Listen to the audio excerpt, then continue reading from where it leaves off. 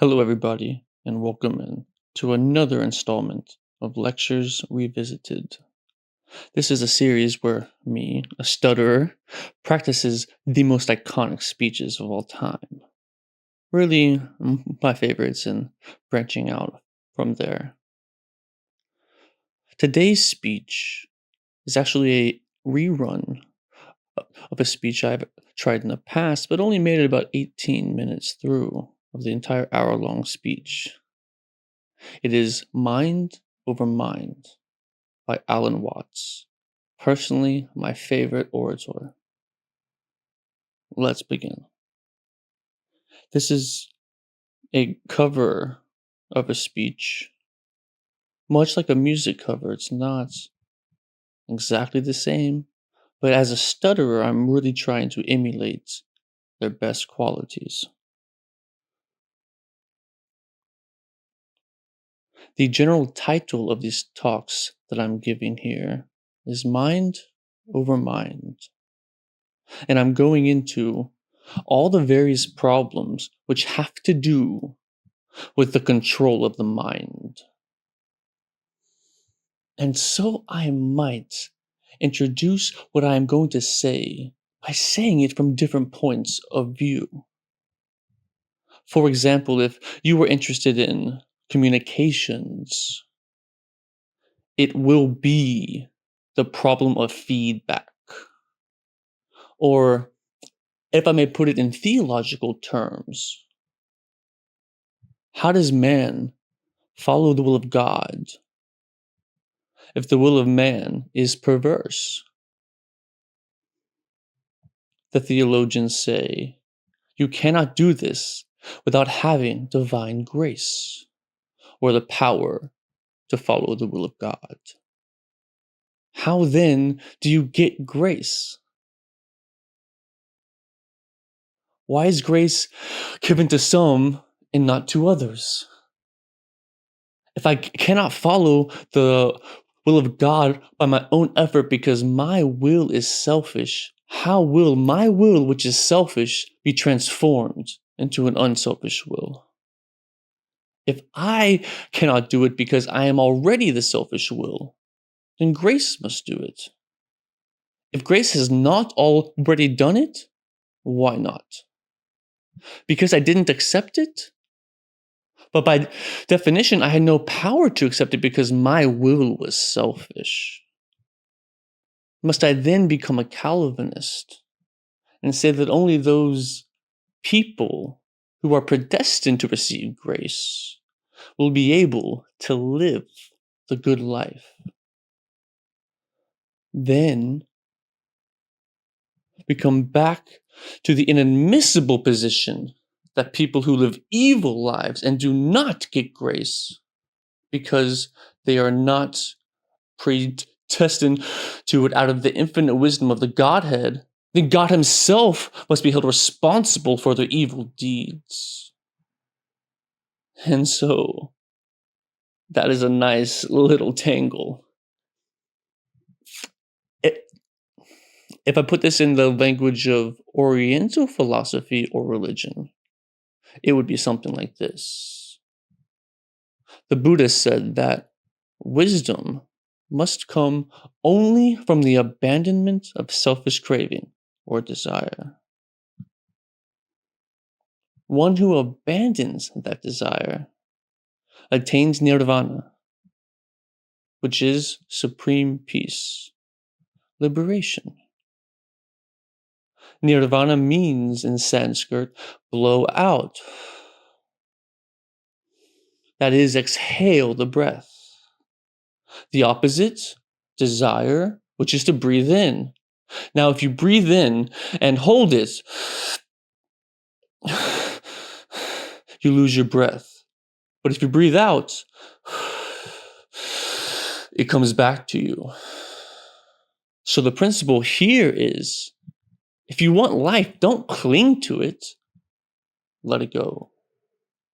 But the problem is, if I desire not to desire, is that not already desire? How can I desire not to desire? How can I surrender myself when myself is precisely an urge to hold on, to cling to life, to continue to survive? I can see rationally that by clinging to myself, I may strangle myself. I may be like a person who has a bad habit, as a result of which he is committing suicide. And he knows that, but can't give it up, because the means of death are so sweet. So, it all comes down to this basic question that human beings have for a long, long time been concerned with transforming their minds. Is there any way in which one's mind can be transformed? Or is it simply a process which is nothing more than a vicious circle? I could ask, why have you come here this afternoon? What were you looking for? Would it be too presumptuous of me to say that you were looking for help? That you hoped you would hear somebody who had something to say that would be of help and relevance to you as members of a world which is running into the most intense difficulty. A world beset by a complex of problems, any one of which would be bad enough. But when you add together all the great political, social, and ecological problems with which we are facing, they are appalling. And one naturally says, the reason why we are in such a mess is not simply that we have wrong systems of doing things, whether they be technological, political, or religious, but we have the wrong people. The systems may be all right, but they are in the wrong hands because we are all, in various ways, self-seeking, lacking in wisdom, lacking in courage, afraid of death, afraid of pain, unwilling really to cooperate with others, unwilling to be open to others. And we all think that's too bad. It's me that's wrong. If only I could be the right person. Is this man going to tell me something that would help me to change myself so that I will be a more creative and cooperative member of the human race? I would like to improve. So, in so many people's eyes, and so from many different angles, there is this urgent feeling that I must improve me. And this is critically important because it's obvious that, at least it's superficially obvious, that the way things are, we are going to hell fast.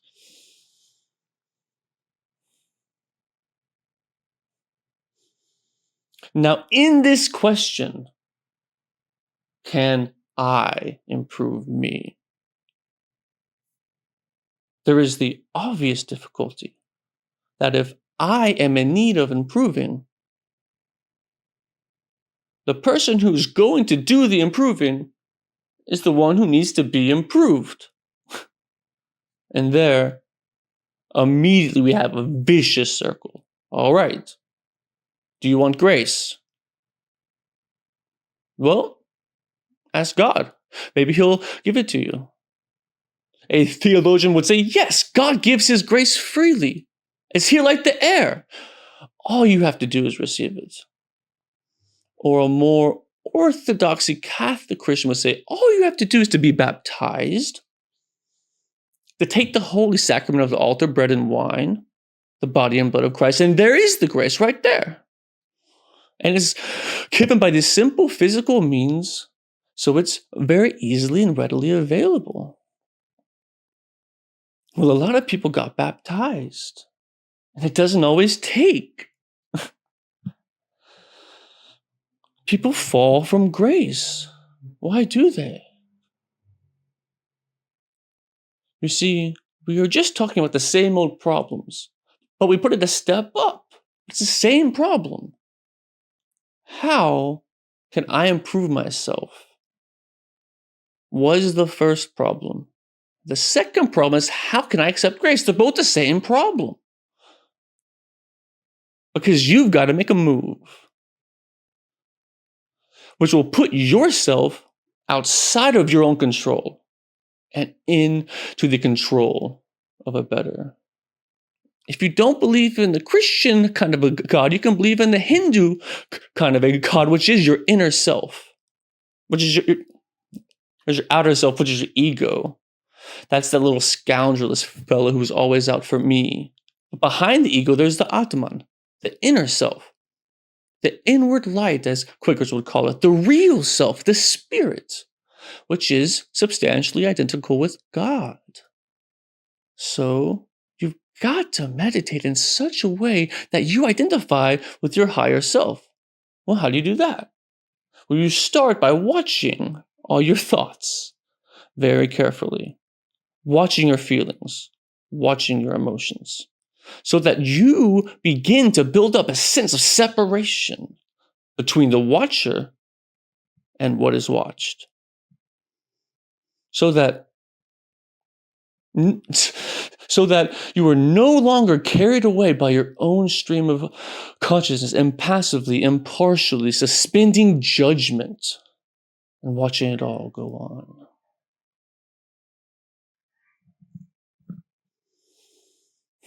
That seems to be something like progress. At least you're taking an objective view of what's going on. You're beginning to be in a position to control it, but just wait a minute. Who is this self behind the self, the watching self? Can you watch that one? It's interesting if you do, because you'll find out, of course, that this is, just as the problem of grace is nothing more than a transposition of the first problem. How am I to be unselfish by my own power? It becomes, how am I to get grace by my own power? So in the same way, we find that the watching self, or the observing self, behind all our thoughts and feelings, is itself a thought. That is to say, when the police enter a house in which there are thieves, the thieves go up from the ground floor to the first floor. When the police arrive on the first floor, the thieves go up to the second, and so to the third, and finally out to the roof. And so when the ego is about to be unmasked, it immediately identifies the higher self. It goes up a level. Because the religious game is simply a refined and highbrow version of the ordinary game. How can I outwit me? How can I one-up me? So, if I find, for example, that in the quest for pleasure, the ordinary pleasures of the world, food, sex, power, possessions, all this becomes a drag. And I think, no, it isn't there. So I go in for the arts and literature and poetry and music, and I absorb myself in those pleasures. And after a while, they aren't the answer. So I go to psychoanalysis. And then I found out that's not the answer. I go to religion. But I'm still seeking what I was seeking when I wanted that candy bar. I want to get that goodie. Only I see now that it's not a material goodie. All material goodies fall apart. But maybe there's a spiritual goodie that's not going to fall apart. But in that quest, the quest is not different from the quest of the candy bar. Same old story. Only you've refined the candy bar, made it abstract and holy and blessed and so on. So it is with the higher self. The higher self is your old ego. And you sure hope it is eternal, indestructible, and all-wise. But then the great problem is how to get that higher self learning. How does it make a difference what you do and what you think?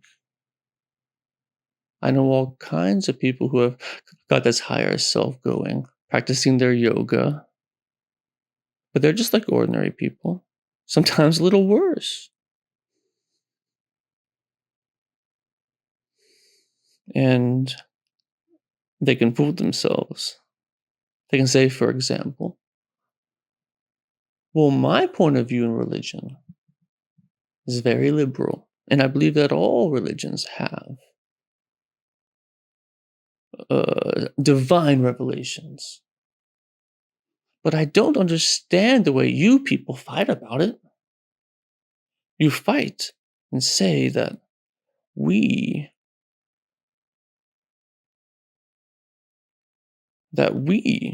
Jehovah's Witnesses, have the real religions. Others say, no, the Roman Catholics have it. And the Muslims say, no, it's in the Quran, and this is the right way. And there may be a rather highbrow Catholic that says God has given his spirits through all the religions, but ours is the most refined and mature. And then somebody comes along and says, well, they're all equally revelations of the divine. And in seeing this, of course, I am much more tolerant than you are. You see how that game is going to work? Yeah, I could take this position. Supposedly you regard me as some sort of guru, and you know how all gurus hate each other. Gurus bring each other down. And you could say, well, I don't bring other gurus down. And that outwits all of them. We're always doing that. We're always finding a way to be one up. And by the most incredibly subtle means. So you see that, when you say, I realize I'm always doing that. Now tell me, how do I not do that? I'll say, why do you want to know? Well, I'll be better that way.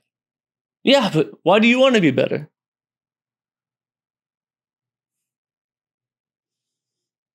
You see, the reason why you want to be better is the reason why you aren't. Should I put it like that?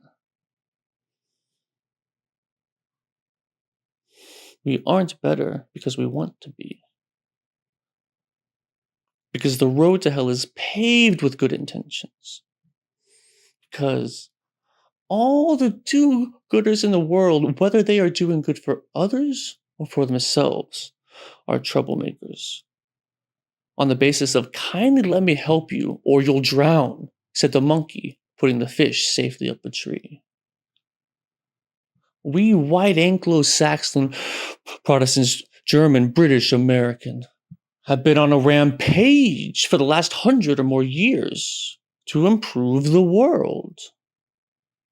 We have given the benefits of our culture, our religion, and technology to everybody except perhaps the Australian Aborigines.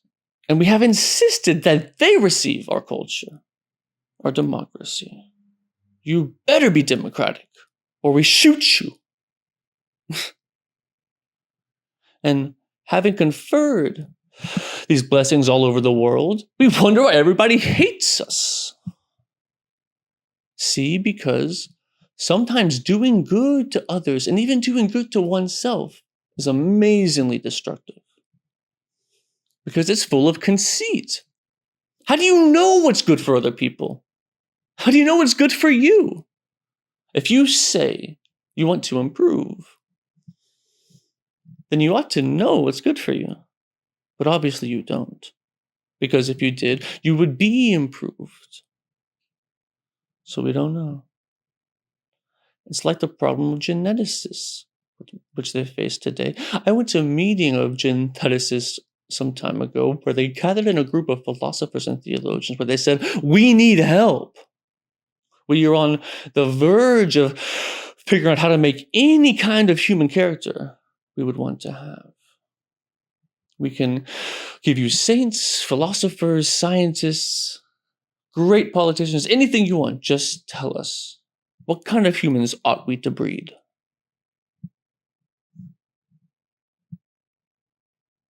So I said, how will those of us who are genetically unregenerate make up our minds what genetically regenerate people might be? Because I am afraid very much that our selection of virtues may not work. It may be like, for example, this new kind of high-yield grain which is made and which is becoming ecologically destructive. When we interfere with the processes of nature and breed efficient plants and efficient animals, there's always some way with which we have to pay for it. And I can well see that eugenically produced people might be dreadful. We could have a plague of virtuous people. Do you realize that? Any animal considered in itself is virtuous. It does this thing. But in crowds, they're awful. Like a crowd of ants or locusts on the rampage. They're all perfectly good animals. It's just too much. I can imagine a perfectly pestiferous mass of 1,000,000 saints. The only thing you can do is just be sure that a vast variety of human beings is maintained. Don't please breed us down to a few excellent types. Excellent for what? We never know how circumstances are going to change and how our need for different kinds of people changes. At one time, we may need very individualistic and aggressive people. And another time, we may need very cooperative, keen-working people. And another time, we may need people who are full of interest and dexterous manipulation of the external world. And another time, we may need people who explore into their own psychology and be introspective. There's no knowing, but the more varieties and the more skills we have, the better. So you see here, the problem comes out in genetics. We do not really know how to interfere with the way the world is.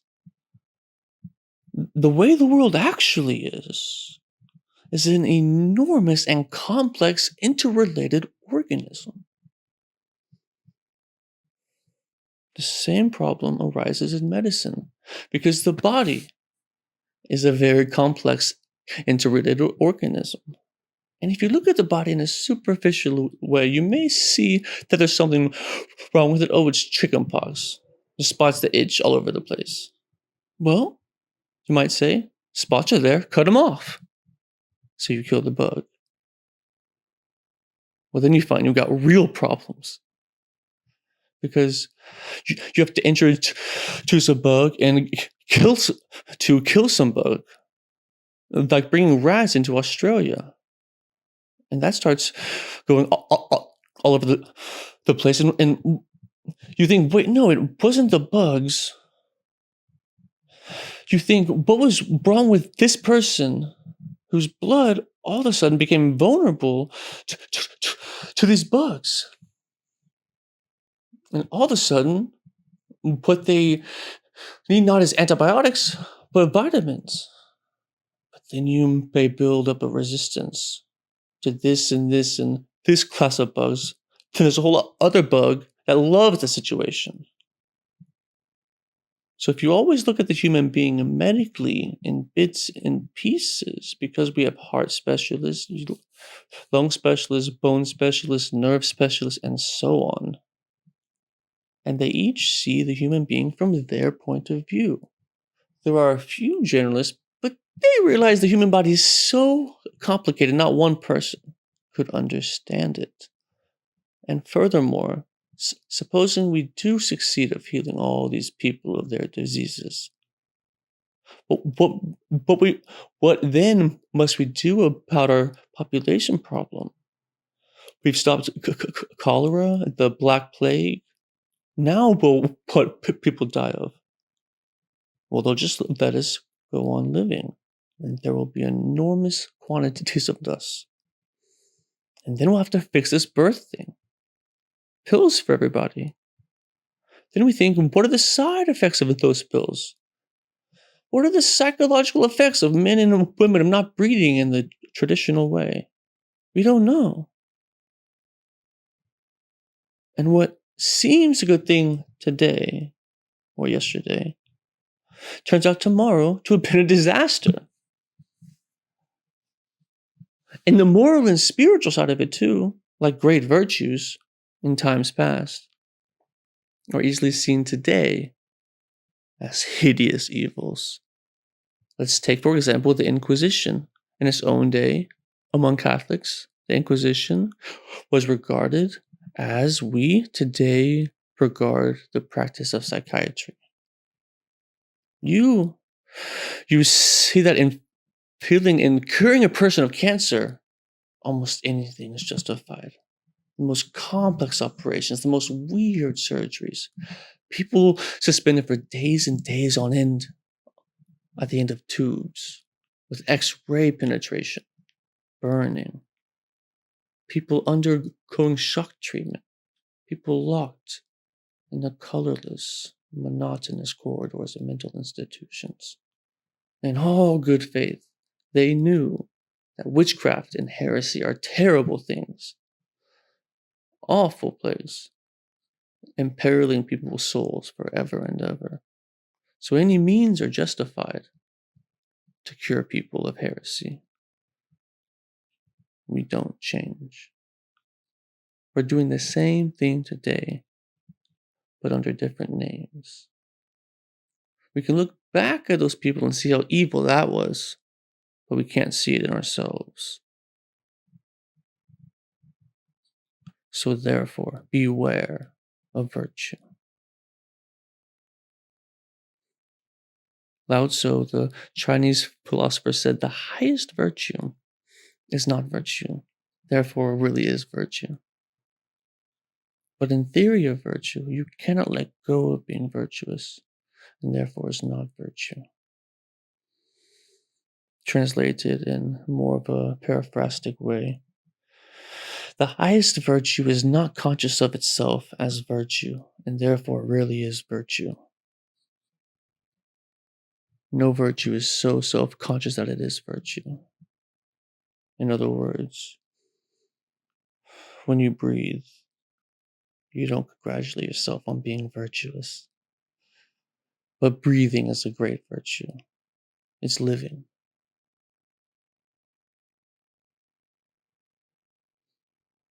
When you come out with beautiful eyes, blue, brown, or green as they may be, when you come out with beautiful eyes, blue, brown, or green, you don't congratulate yourselves on having the most beautiful eyes. They're just eyes. But you don't count them as virtue. To see, to count the colorless waves of light and form, but that's virtue in the old sense of the word, the strength. When, like speaking about the healing virtue of a plant, that's real virtue. Now the other virtues are stuck on, they're air size, they're imitation virtues. And they usually create trouble because more diabolical things are done in the name of righteousness. And be assured that everybody of whatever nationality or particular frame of mind or religion always goes to war with a sense of complete rightness. The other side is the devil. Our opponents, whether in China or Russia or Vietnam, have the same feeling of righteous as what they're doing as we are right now. and the plague on both houses. Because, as Confucius said, the goody-goodies are the thieves of virtue, which is a form of our own proverb. The road to hell is paved with good intentions. So in a way, the moral or the immoral of please considerations is that if you really are aware of your own inner workings, you will realize there's nothing you can do to improve yourself. Because you don't know what better is in any case. And you, who will do the improving, are the one who needs to be improved. And this also goes for society. We can change society. We can get enormous enthusiasm coming out of the idea that there is a revolution afoot and that this revolution will set everything right. Do you know any revolution that has ever set anything right? Whether the revolution came from the left wing or the right wing, the best forms of government that have ever existed in the world are those that have meddled through. That had no clear setup of control, but they muddled along a kind of what I call controlled anarchy. Seems to work out better than anything else. When we have a great system and great power to put it into effect, there's always more violence, more bloodshed, more trouble. It makes no difference, whether it be Chairman Mao or Adolf Hitler. So, what instead, therefore, if we see that you can't outwit yourself, you can't be, shall I say, unself-conscious on purpose. You can't be designably spontaneous. And you cannot be genuinely loving by intending to love. Either you love someone or you don't. If you pretend to love a person, you deceive them and build up reasons for resentment. Well, you say, I ought to be honest. That's the beginning of, so many lies you can't imagine. That's like when I hear a lot said about love. Big love thing on the way. Everybody's got to love everybody and sing songs about love. You know what I do? I buy a gun and bar my door. Because I know there's a storm of hypocrisy brewing. So let's look at this thing from another point of view, which you will at first think is highly depressing. Suppose you can't do anything to change yourselves. Suppose we are stuck with it. Now that is the worst thing an American audience could hear. There is no way of improving yourself because every kind of culture in this country is completely dedicated to self-improvement. That deplorable practice.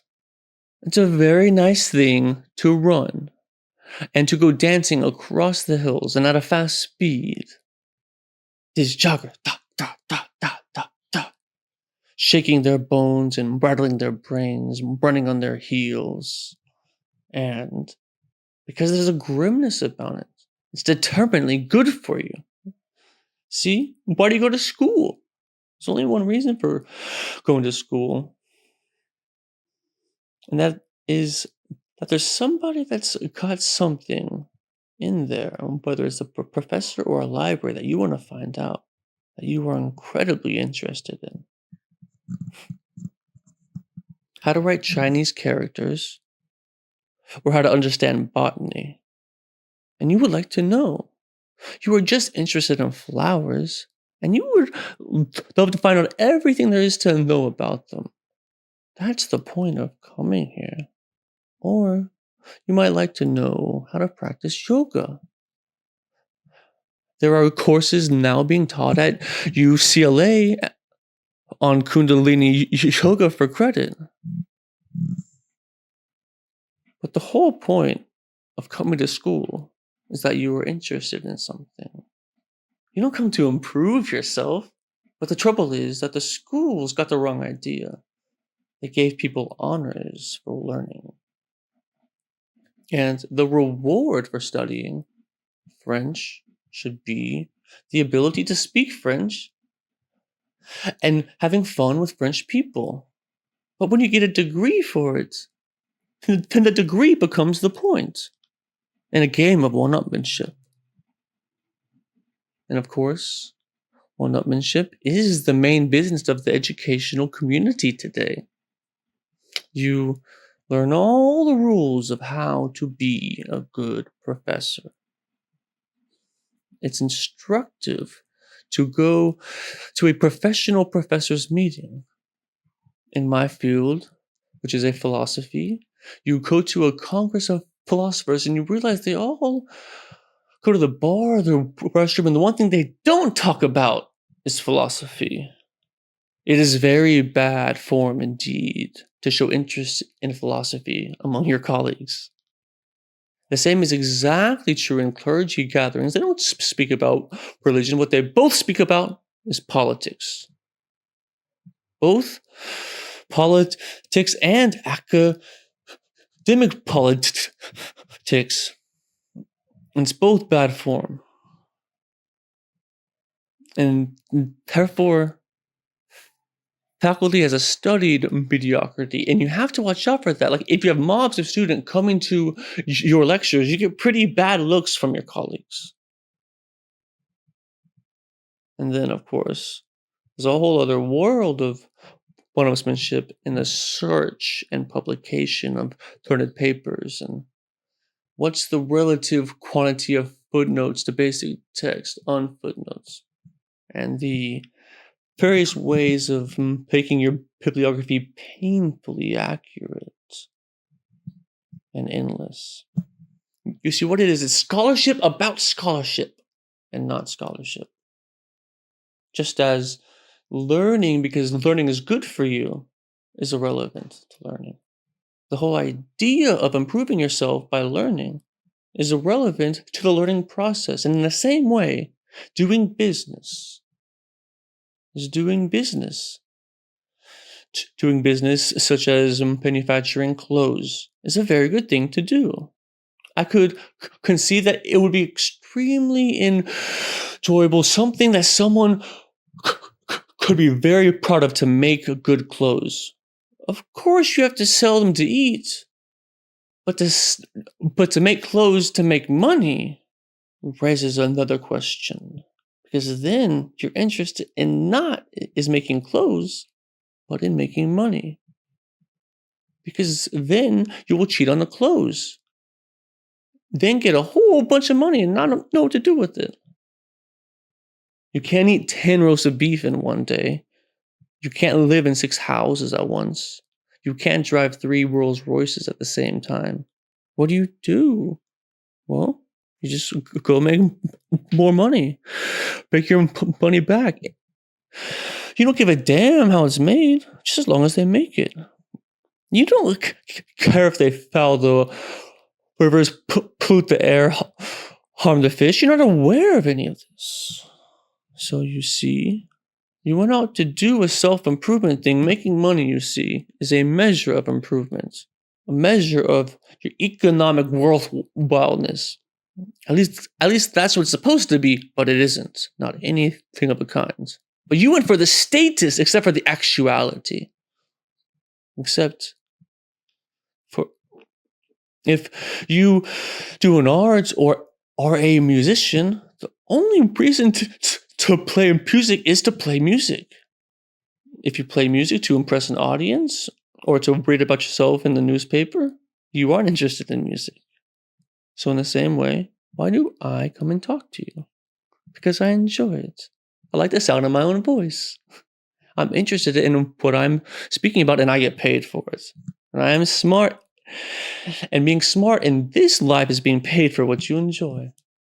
So in this situation, you see the whole idea of self-improvement is put a whisper in a hose. Is being where we are. What happens if you know beyond any shadow of a doubt that there is nothing you can do to be better? It's kind of a relief, isn't it? No. You say, now what will I do? You see, as a little fidget comes up. Because we're so used to making things better. Leave the world a better place than when you found it, sort of thing. I want to be of service to other people. Torrentially hazy ideas. And so we think there's a little itch still. But supposing instead of that,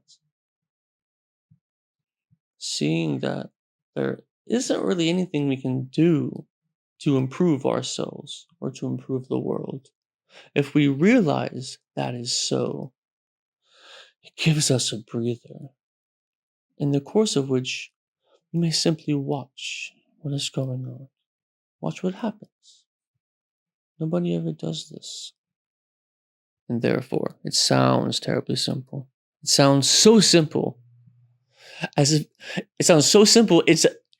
it isn't worth doing. But just watch. Watch what's happening. And watch what you are doing by way of reaction to it. Just watch it happen. And don't be in a hurry to think you know what it is. In other words, people look and say, that's the external world. Oh, how do you know? The whole thing from a neurological point of view is happening in your head. That you think there is something outside the skull is a notion in your nervous system. That may or may not be, but it's a notion in your nervous system. You think this is the material world? Well, that's somebody's philosophical idea. Or maybe you think it's spiritual. That too is somebody's philosophical idea. This whole world is not spiritual. It is not material. The real world is simply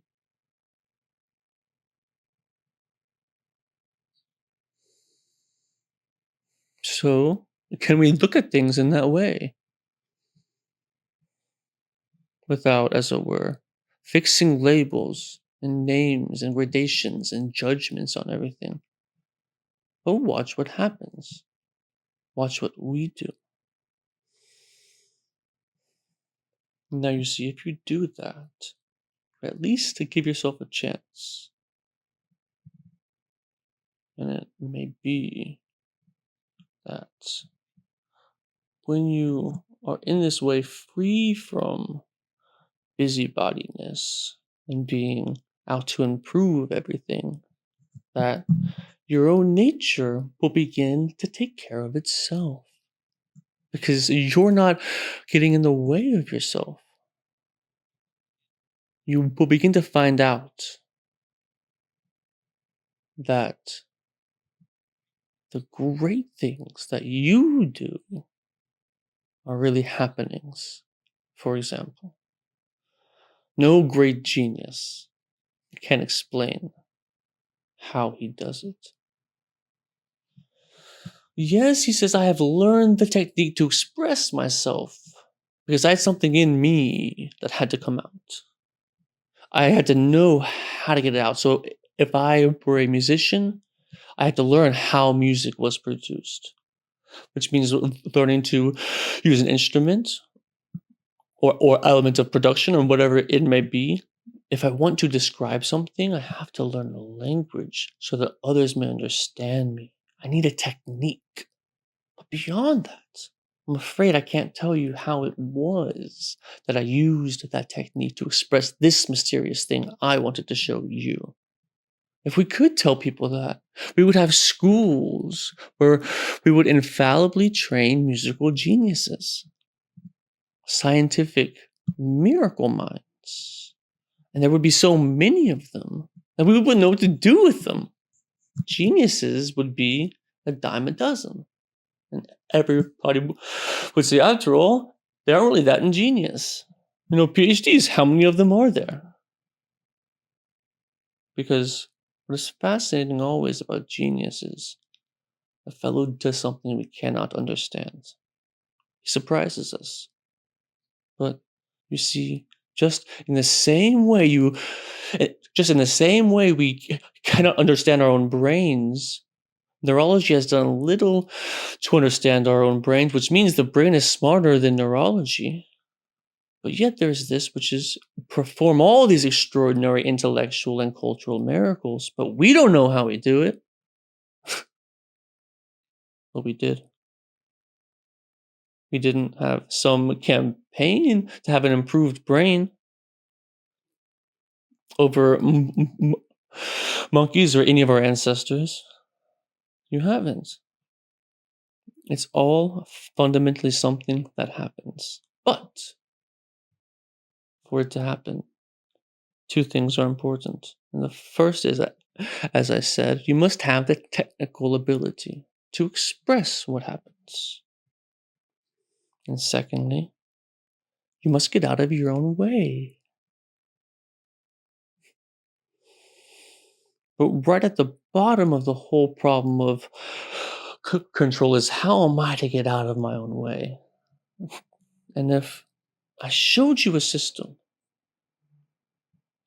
which all practice cutting out of our own way, it would just turn into another form of self-improvement. So here's the dynamics of this thing. And we find this problem, you see, repeated throughout the entire history of human spirituality. In the phraseology of Zen Buddhism, you cannot get this by thinking. You cannot obtain it by not thinking. It is only, you see, as getting out of your own way ceases to be a matter of choice, when you see that there's nothing else for you to do. When you see, in other words, that doing something about your situation is not going to help you.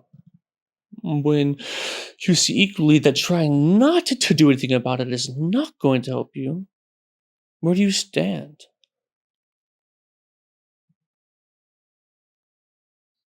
You are simply reduced to watching.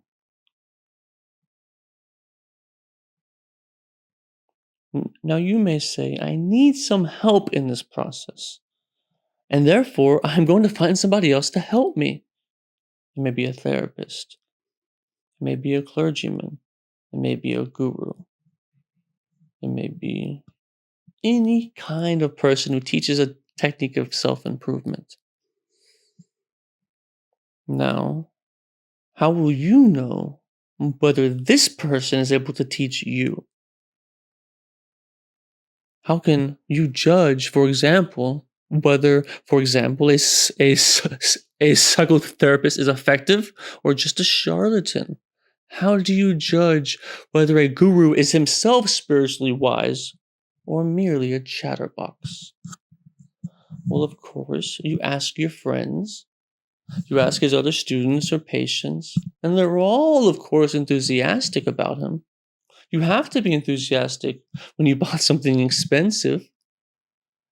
If you bought an automobile which turns out to be a lemon, it's very difficult to admit that it was a lemon, that you were fooled. It's the same when you buy a religion or an expensive operation. But what people do not sufficiently realize is that when you pick an authority, whether it's a psychotherapeutic one or a religious one, you chose it. In other words, that this fellow or this book or this system is the right one is your opinion. And how are you competent to judge?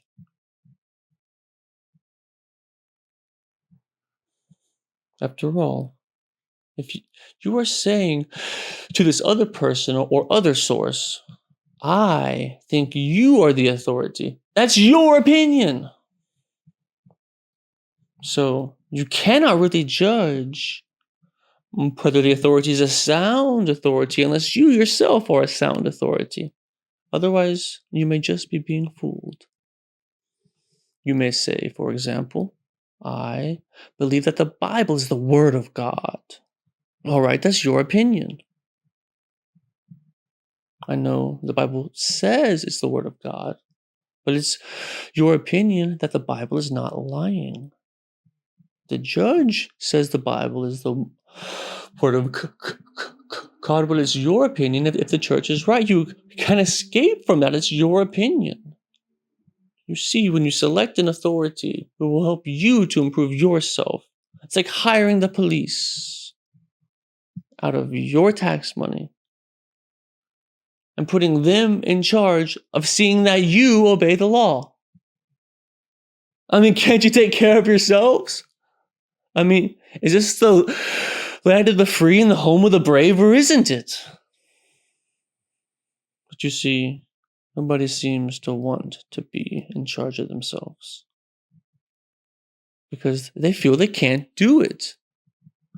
St. Paul said, "To will is present with me, but how to do good I find not." For the good that I would, I do not, and for the evil I do, I would not do. Okay, St. Paul. Because trying to improve yourself is like trying to lift yourself up into the air by your own bootstraps. No. There are all sorts of ways in which religious people try to explain that it can be done. I referred already to the grace of God and say, no, you can't do the job yourself because the improving you is the one that needs to be improved. Therefore, you have to say, God help me. No, of course, that God exists is your opinion. That God will answer your prayers is your opinion. And your idea of God is your idea of God. If you want somebody else's script, you bought it. Maybe your mother and father told you about God in a very impressive way. But you bought their idea. And if you are a father yourself, you know that you are as stupid as your own children must have been. And they look at, oh, he's an important man.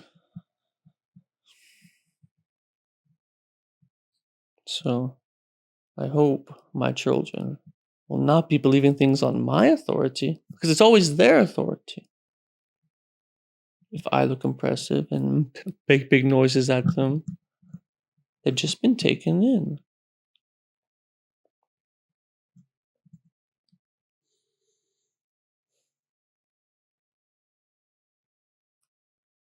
And that is the end of the speech. Thank you for listening. I had some ebbs and flows in there. It's interesting. There was a lot of times I felt really in the moment, really in flow. And other times I'm like, oh God. Mostly when it got faster, it was hard to slow it down enough and still know what to say.